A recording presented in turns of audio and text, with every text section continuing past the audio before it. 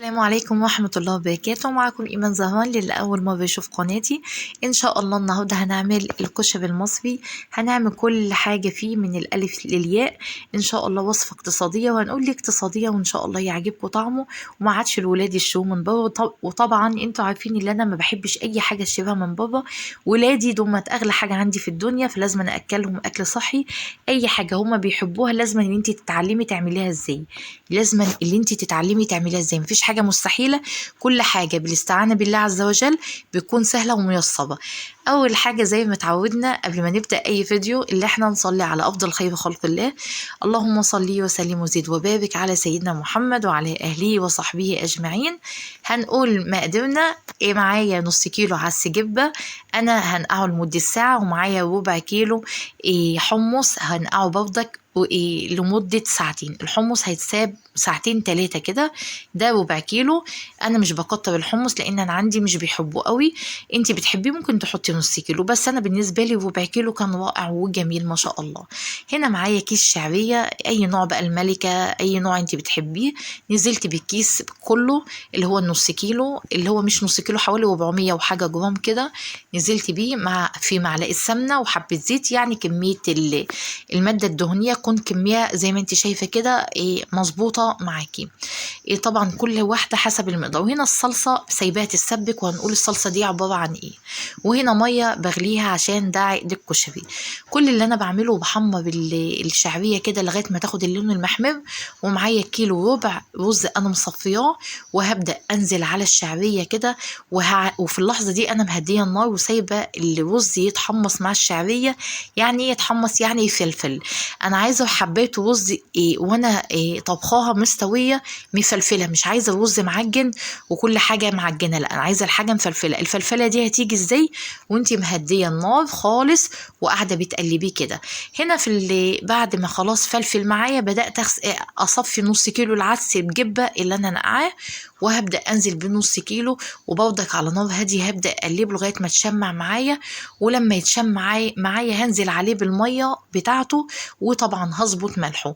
ميه الكشري المصري بتبقى زياده شويه عن الرز لو انا بطبخه عادي، لان العدس بياخد السويه شويه، وكمان الشعريه بتاخد السويه كمان عن الرز. فزودي الميه شويه عن عقدها بتاع الرز العادي اللي انت بتعمليه زي ما انت هتشوفي معايا كده.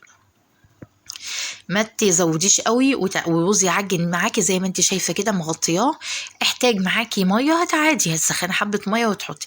هنا انا سيبته اول ما بدا يتشرب كده هبدا اعمل ايه بالمعلقه، اقسمه من النص وابدا اقلبه بظهر المعلقه. انا بقلب الرز يا جماعه بظهر المعلقه، مش عايزه الرز يعجن معايا. انا هقلبه تقليبه بس في البدايه كده عشان يتشرب حلو، وبعد كده ههدي عليه خالص واسيبه مع نفسه وانساه. الصلصه معايا عملتها ازاي؟ ودي ميه بسلق المكرونه.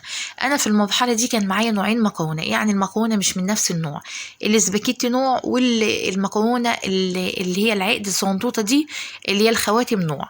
فهسلق كل واحده لوحدها، وبعد كده هصفيها في مصفى.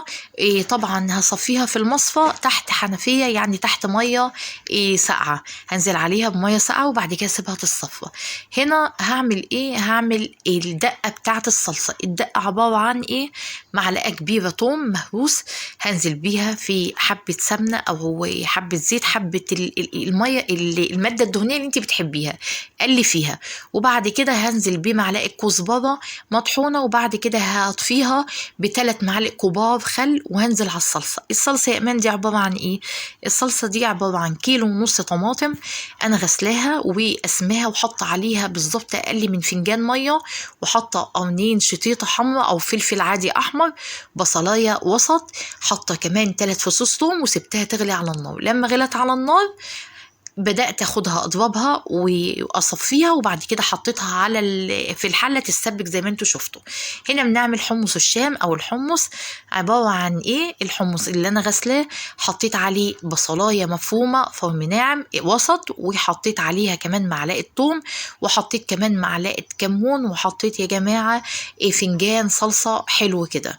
وبعدين سبتها على النار بقى يستوي الحمص مع بعض. هنا بنقلي البصل. البصل عباره عن بقى كميه البصل اللي انت بتحبيه. انا عندي مش غاويين البصل قوي، فعملت بصلتين كده معاكم، عباره عن بصلتين حلقات كده، وبدات افرغ البصل من بعضه، وحطيت عليه رشه نشا، يعني قلبته في نشا كده، وبعد كده بدات اللي انا اقليه في حبه زيت. ما تكتريش الزيت، الزيت زي ما انت شايفه كده لازم ان يكون عندنا حته تدبير شويه في كل حاجه بنعملها. انتوا شايفين الاسعار بقت غاليه، والحاجه غاليه، ربنا يا رب يوسع ارزاقكم، اللهم امين. اما ياخد اللون المحمر الحلو ده المصفر كده نبدا نشيله. طبعا انت بتحبوا البصل كتروا الكميه زي ما انتوا عايزين. هي عباره عن ايه؟ بصل بتعمليه حلقات، وبتبداي تفضيه بنشا، يعني بتقلبيه في نشا، وعلى مصفى بتصفيه من نشا عشان اي نشا زياده تنزل، وبعد كده بتقليه في زيت. هنا غرفنا المكرونه اللي احنا صفيناها وهي سخنه. المكرونه ما تنسيش وهي سخنه بعد ما تصفيها وتغسليها تحت الحنفيه وهي سخنه، هتبداي تعملي ايه؟ هتنزلي عليها بعد ما تصفيها، هتنزلي في قلب السيفيز اللي انا حطاه كده، او اي حاجه انت بتحطيه فيها، وتنزلي عليه بمعلقه زيت كده، والمكرونه سخنه عشان المكرونه ما تبقاش معاكي كتل، تبقى معاكي مفلفله زي ما انت شايفه كده. دي الصلصه اللي احنا سبكناها اللي هي عباره عن كيلو، ودي الحمص بعد ما استوى، ودي دقه الخل. هنقول تاني دقه الخل دي عباره عن ايه؟ اللي هي دي ميه حمص الشام، خدناها ببوله وما حطيتش عليها اي حاجه، لان انا كنت حاطه توم، حطيت عليها كمان فصين توم مهروسين. والتانيه دقه الشطه دي عباره عن معلقتين كبار شطه، انا حطيت عليها معلقتين زيت، وحطيت عليها كمان حبه ميه من حمص الشام وقلبتها. كل اللي انت هتعمليه اللي انت هتاخدي من الصلصه دي وتعملي بقى الطبق المحترم ده. الكشري اكيد انتوا شايفينه مفلفل وجميل. كميه معايا اللي حمص الشام ما شاء الله، دي مش كل الكميه، كمان ربع كيلو عمل كميه محترمه. الاكله دي ما شاء الله اكله موفره لاسره تتكون من 7 أو 8 افراد، ما شاء الله لا قوه الا بالله.